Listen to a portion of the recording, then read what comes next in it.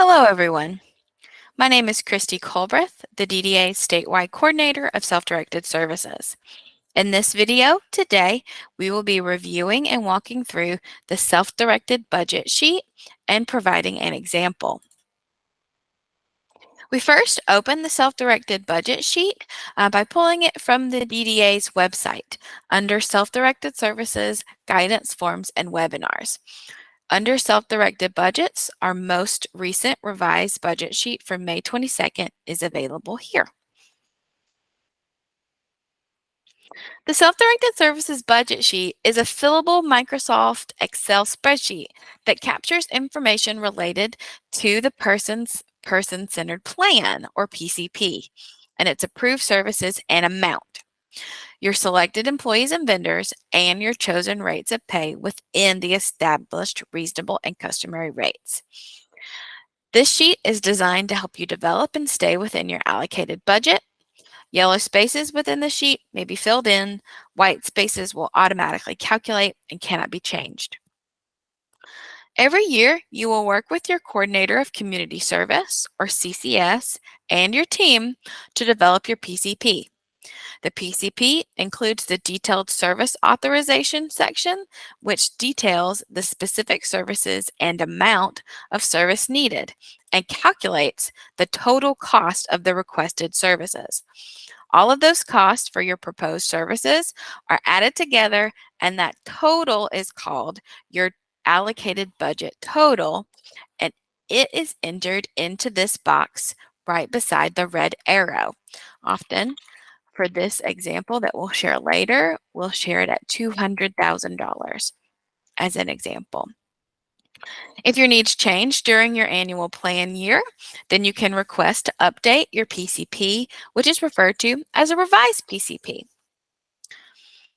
You, as the employer, are responsible for ensuring you do not exceed your approved budget and must take into consideration the service you've received and all the expenses you've paid. As you develop your budget, you will notice some services require you to list whether you will have employees or staff, vendors or contractors, or both. All employees and staff and vendors must meet the minimum waiver staff and provider qualification requirements, such as background checks and certifications in first aid and CPR. One difference between a contractor and an employee is how much control you have over their work.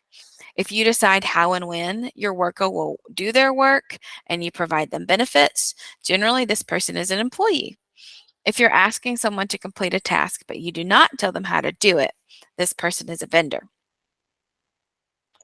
For services of which you have employer authority, you can allocate funds to cover staff benefits, such as health benefits, paid time off, holiday pay differential, staff training, and transportation and travel reimbursement. For staff training, you may pay for required training, such as first aid, CPR, and CMT. You may also choose to pay for other training opportunities for employees that will help them support you, such as job development training or behavior support training. You may also include wages and taxes to pay employees hourly for attendance at training and team meetings. Depending on your business and reimbursement policies, you may choose to provide travel reimbursement for expenses your employees incur while they're supporting you. It does not include reimbursement for driving to and from work, but may be offered for costs incurred during work delivery, such as direct support professional support services being rendered. For Montgomery County residents only, it is mandatory to offer sick and safe leave to your employees. If you're a Montgomery County resident, this cost should be factored into your budget calculations for employees that regularly work 8 or more hours per week. Sick and safe leave is not required for vendor services. Now, let's go through each line of our budget sheet and explain how they work. The first section will be rows 1 through 10, which are listing the person-specific information required. So here we've already put in an example of $200,000 from the detailed service authorization. Next, it's important to include that person's first and last name, the person who's receiving services. Effective date here is the date the services should begin, as determined in your currently approved annual or revised PCP effective date. So for this, we'll put July 1st, 2023. And then an annual plan date is the date the annual PCP begins. So for this, it will be the same. The form will automatically calculate based on the effective date and annual implementation dates listed. So here you see there are 12 months left in the plan and 52.143 weeks in the plan year. Under PCP status, you have an option of initial PCP for someone who is transitioning to self-direction, either as a transitioning youth or as someone using traditional services. Annual PCP, which is the annual plan. Revised PCP, which is anytime you change your annual plan. Or if you are deciding to change your FMCS, you may choose FMCS change. From the drop-down menu, you should also select the type of waiver that you are in. Here we have listed all three CMS waivers: family supports, community supports, and community pathways.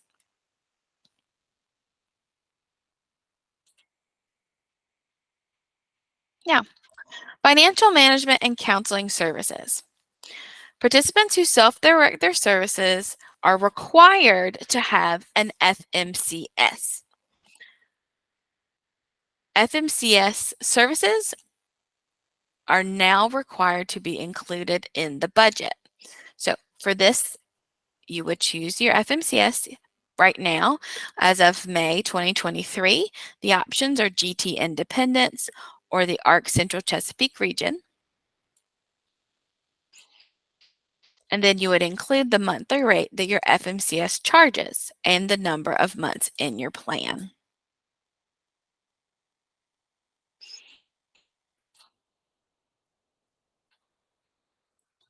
Support broker services are waiver services that can provide an orientation on your employer responsibilities and coaching and mentoring support in your role as the legal employer of record for your staff. You have the choice to hire staff or use a support broker vendor that meet the minimum requirements.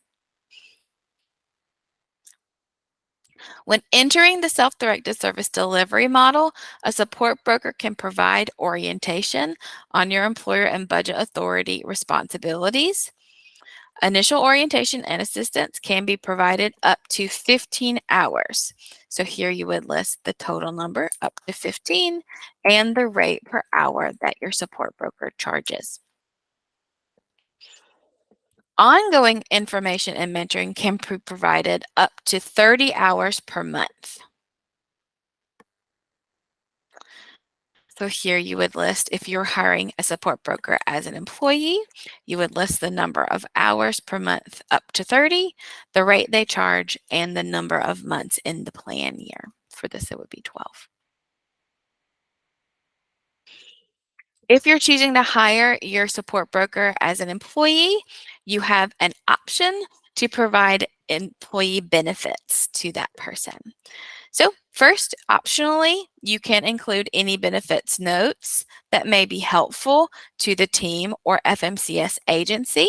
In our example, we'll show some examples of what that looks like. Health benefits. In this box, you would enter the projected cost of benefits you plan to offer. In PTO benefits, you would enter the projected cost for PTO or paid time off you plan to offer your support broker. For holiday pay differential, you would list the amount for any holidays the support broker may work. And for other benefits, you would list any others you plan to offer. If you're in Montgomery County, you may be required to provide that sick and safe leave if it meets the requirements. For training for your support broker, you would list any specific training that that you would want them to get paid to go to. So you would list any specific requirements such as first aid, CPR, and CMT, or any additional training. So you would list one, because you are allowed to have one support broker, and you'd calculate exactly how much training you would need to pay for and add that together here. And then in staff wages, you have one support broker, so you would list one and their rate per hour and the total number of hours per year the support broker would be paid for training. Staff transportation and travel reimbursement. If your support broker is your employee, you can reimburse them for travel supporting you.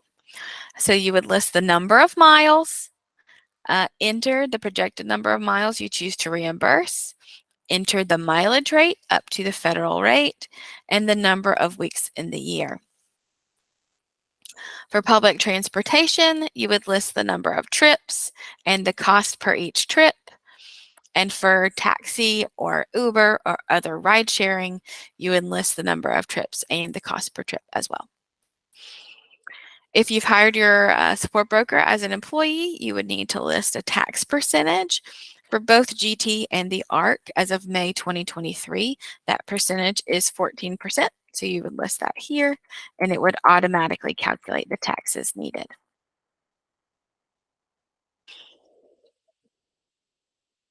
If you choose to hire your support broker as a vendor, you would not fill in any of the employee boxes, but you would go straight to support broker vendor and list the number of hours per month up to 30, their rate, and the number of months in the year.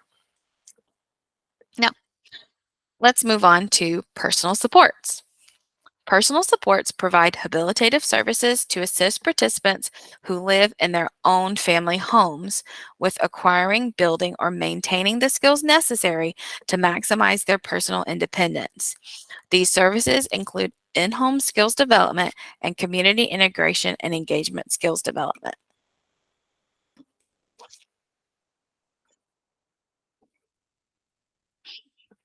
Just as with the support broker, if you're hiring an employee, you would enter the number of hours each week, and you can break this down by each employee, and we'll show an example later in this video. You'd list the number of hours per week, the rate per hour for each employee, and the total number of weeks they would work. If you have overnight staff, you may do the same in the overnight staff boxes.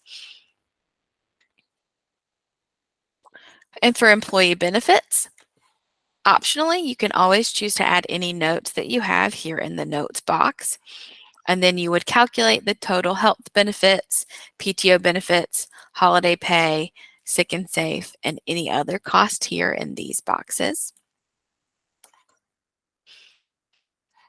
For training, you'd have the option to first include any cost for training. So you might have 3 employees, that personal support employees, and you may want to pay for $150 of training for each employee, and that will automatically calculate.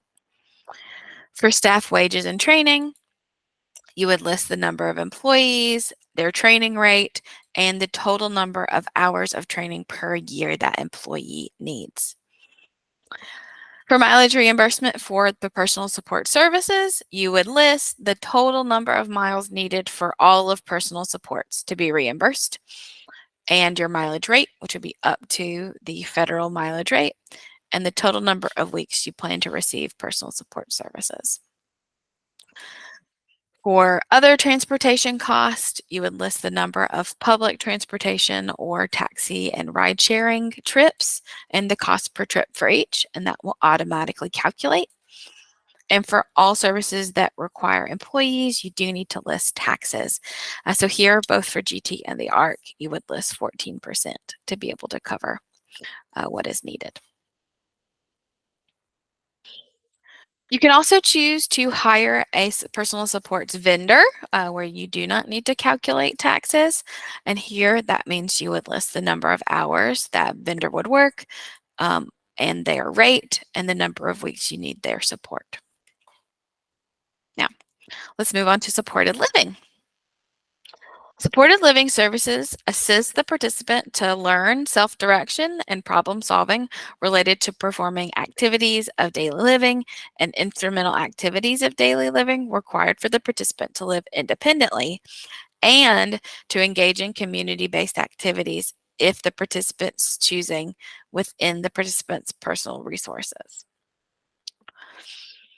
So for supported living, this is a cost per day. So you would list the number of days per year and the rate that vendor charges per day. Respite care services. Respite is short-term care intended to provide both the family or other primary caregiver and the participant a break from their daily routines. Respite relieves families or other primary caregivers from their daily caregiving responsibilities. Respite can be provided in a DDA licensed provider site for a daily rate, by staff or vendors at an hourly rate, and via a camp. So if you choose to hire your respite, if you choose to hire a respite licensed provider, you would list the number of days per year and that rate per day the provider is negotiated by the provider and the team. For respite employees, you would list the total number of hours and their rate per hour you want to pay those employees. And just like personal supports and support broker, if you've hired employees, you have the opportunity to provide staff benefits here. And if you're hiring employees, you also have the opportunity to pay both for their training and for their paid hours for training as listed here. You may also choose to reimburse employees for mileage done in their personal vehicles or public transit or taxi and ride sharing as listed in this section of respite. And if you've chosen to hire an employee, you are required to indicate that 14% tax rate so that you're able to pay the taxes for those employees.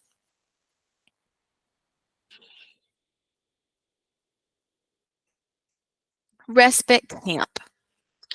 Here in this yellow box, you would list the projected annual cost for camp for the year, and it is limited to $7,248 per plan year.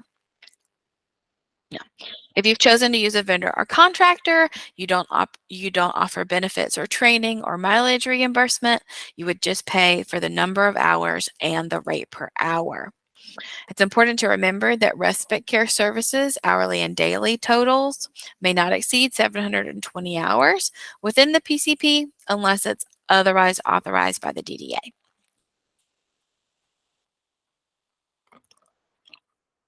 Now, let's review nursing support services. Nursing support services provides a registered nurse licensed in the state of Maryland to perform nursing consultation, healthcare management, and delegation services based on the participant's assessed need. Participants self-directing can access nursing consultation and nursing delegation services. So you may choose to employ a nurse as an employee where you would list their number of hours per week, their rate per hour, and the number of weeks.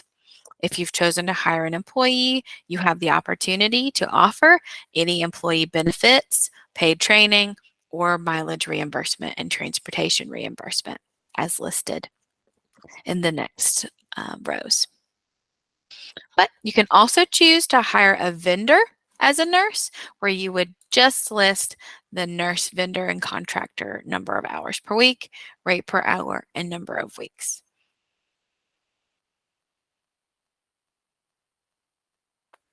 Housing support services.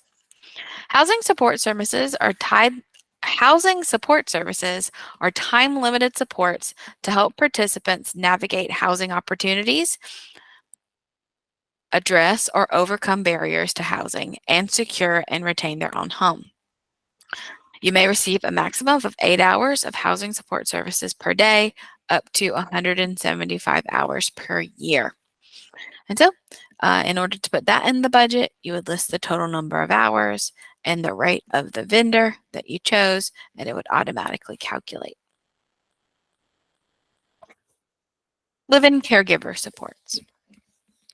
The purpose of live-in caregiver supports is to pay the additional cost of rent and food that can be reasonably attributed to an unrelated live-in personal caregiver who is residing in the same household as the individual.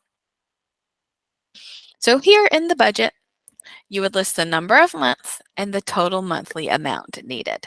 The total monthly amount, additional cost of rent and food, as determined by the Department of Housing and Urban Development and the USDA monthly food plan at the two-person moderate plan level. In addition, the total monthly cost of rent and food must adhere to the DDA's reasonable and customary rates and standards. Individual and family directed goods and services.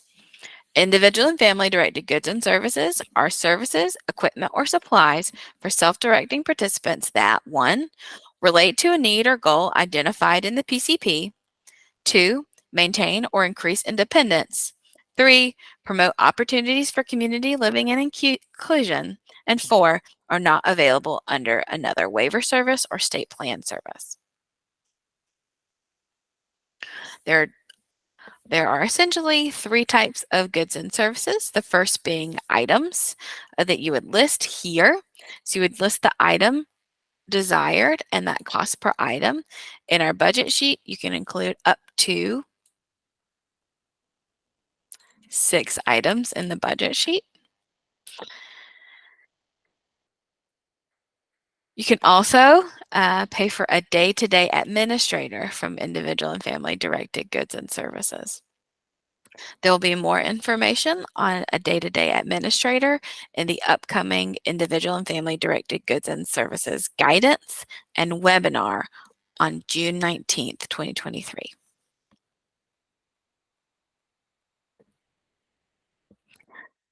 For the day-to-day administrator, just like any employee, you would include the number of hours, their hourly rate, and the number of weeks they need to work. As an employee, you could provide them staff benefits, training reimbursement, and paid time for training. Yep. And you can also include, you would also need to include taxes if you're hiring a day-to-day administrator as a employee. If you're hiring them as a vendor, you would just list their number of hours per week, the rate per hour, and the number of weeks. There's a final portion of individual and family directed goods and services for staff recruitment and advertising. You can use this to record the amount up to $500 per year as in your PCP service authorization. So you would list that number here.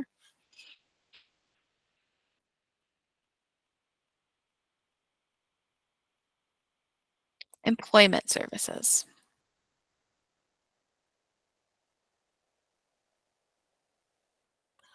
I'm sorry. Behavior support services. We missed one. Behavior support services are an array of services to assist participants who, without such supports, are experiencing or are likely to experience difficulty at home or in the community as a result of behavioral, social, or emotional issues. These services seek to understand a participant's challenging behavior, and its function is to develop a behavior plan with the primary aim of enhancing the participant's independence and inclusion in the community. So for behavior assessment, this is a milestone. So you would enter 1 in units. You have a 0 and 1 from the drop down. And then you'd enter the rate based on the DDA's reasonable and customary rates and the rate negotiated by the vendor.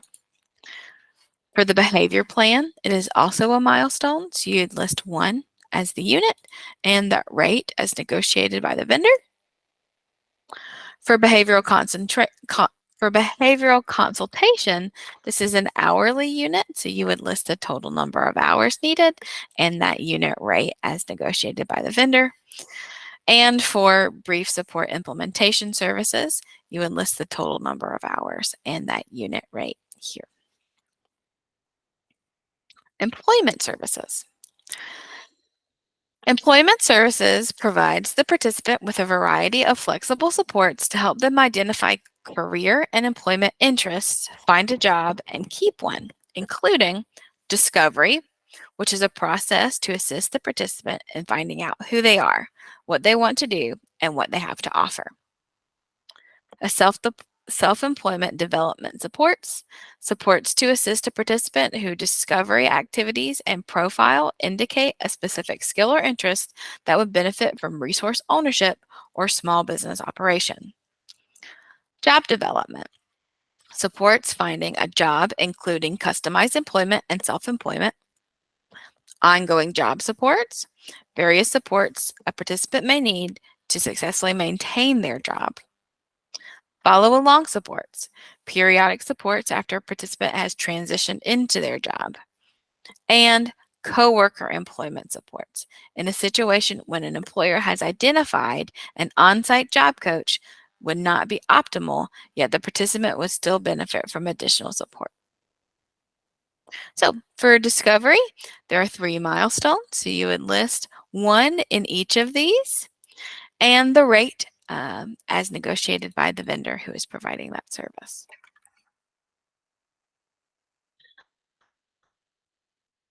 For self-employment development services, this is also a milestone where you would list a 1 and the rate. For job development, this is hours per week. So you would include the number of hours per week, the rate per hour, and the number of weeks in the year. For ongoing job supports, this would be similar, the number of hours per week, the rate per hour, and the number of weeks. For ongoing job supports, you can hire a vendor or a staff. If you're hiring staff, you can include staff benefits, paid time for training, and reimbursement for training, as well as reimbursement for travel, including mileage reimbursement. For follow-along supports, similarly, if you're hiring an employee, you could include the staff benefits as long as as well as their wages, any training and paid training time, and any mileage or other transportation reimbursement. For coworker supports, this would be the total number of months and a rate per hour for no more than 3 months. And should you instead decide to hire a vendor or a contractor for employment services instead of employees for some of those services, you would include the total number of weeks, the vendor's rate per hour, and the total number of weeks in the year.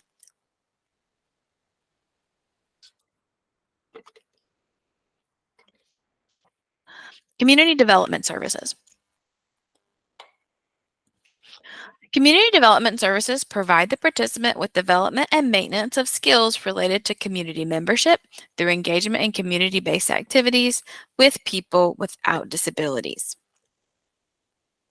So for CDS staff, you would include the number of hours per week, their rate per hour, and the number of weeks in the year. If you've chosen to hire employees for this service, then you could include staff benefits, paid staff training, paid staff paid hours for training, and reimbursement and other travel expenses. You can also hire a community development vendor or contractor where you would not need to indicate those taxes, where you would just list the number of hours per week, that rate per hour, and the number of weeks in the year you're receiving that service. Rehabilitation. Rehabilitation services provide the participant with development and maintenance of skills related to activities of daily living, instrumental activities of daily living, and vocation and socialization through application of formal teaching methods and participation in meaningful activities. You may only hire a rehabilitation vendor or contractor here, so you have the ability to list the number of hours per week, the rate per hour of that vendor, and the number of weeks of the year you would receive services from that vendor. Family and peer mentoring supports. Family and peer mentoring supports provide mentors who have shared experience as the participant, family, or both participant and family, and who provide support and guidance to the participant and their family members. Family and peer mentors explain community services, programs, and strategies they have used to achieve the waiver participants' goals. It fosters connections and relationship, which builds the resilience of a participant and their family. So here you would list the total number of hours of this service and the hourly rate of the vendor you're receiving it from. Family caregiver training and empowerment services provide education and support to the family and caregiver of a participant that preserves the family unit and increases confidence, stamina, and empowerment to support the participant. Education and training activities are based on the family and caregiver's unique needs and are specifically identified in the person-centered plan. So here you would list the total number of hours and enter the rate per hour based on DDA's reasonable and customary rates, which would be up to $500 per participant per year. Participant education, training, and advocacy. Participant education, training, and advocacy supports provide training programs, workshops, and conferences that help the participant develop self-advocacy skills, exercise civil rights, and acquire skills needed to exercise control and responsibility over their support services. This can either be done um, through hourly, so the number of hours and that rate per hour, and then any fees up to $500 per year.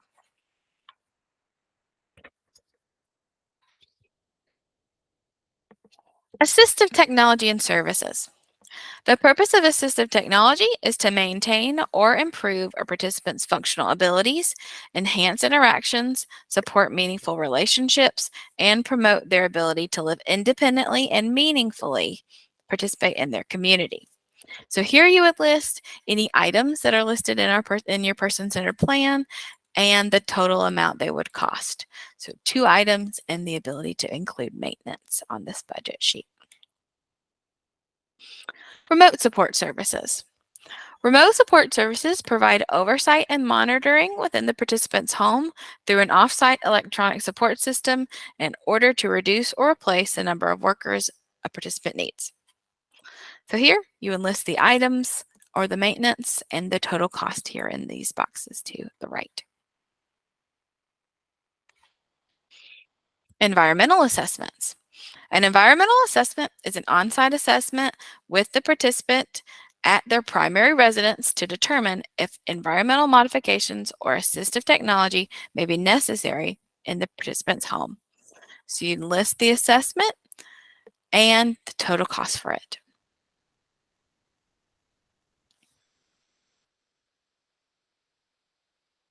Environmental modifications. Environmental modifications are physical modifications to the participant's home based on an assessment designed to support the participant's efforts to function with the greater independence or to create a safer, healthier environment. So here you would list the items and the costs, and there is a limit of $50,000 every 3 years unless otherwise authorized by the DDA. Vehicle modification. Vehicle modifications are adaptations or alterations to a vehicle that is the participant's primary means of transportation. Vehicle modifications are designed to accommodate the needs of the participant and enable the participant to integrate more fully into the community and to ensure the health, welfare, and safety and integration by removing barriers to transportation. So you list the item, the maintenance, and the budget total with a limit of $15,000 within a 10-year period. Transition services. Transition services provide funding for allowable expenses related to the participant moving from an institutional setting to a group home or private residence in the community for which the participant or their legal representative will be responsible, or a community residential provider to a private residence in the community for which the participant or their legal representation will be responsible. So you list any moving expenses, setup fees, and furniture or kitchen accessories. And an itemized list must be attached to this budget sheet, and the total may not exceed $5,000 over a lifetime. Independent transportation. Transportation services are designed specifically to improve the participants and the family caregiver's ability to independently access community activities within their own community in response to the needs identified through the person's person-centered plan. The participant's community is defined as the places the participant lives, works, shops, or regularly spends their days. So here you would list any orientation services for visual impairments at a cost per day, any travel training at a cost per day, any independent public or taxi or ride sharing at the rate per trip and the number of trips per week and the total number of weeks, and any other mileage reimbursement. And here with DDA approval, you could list any other items that the DDA has approved in your budget sheet.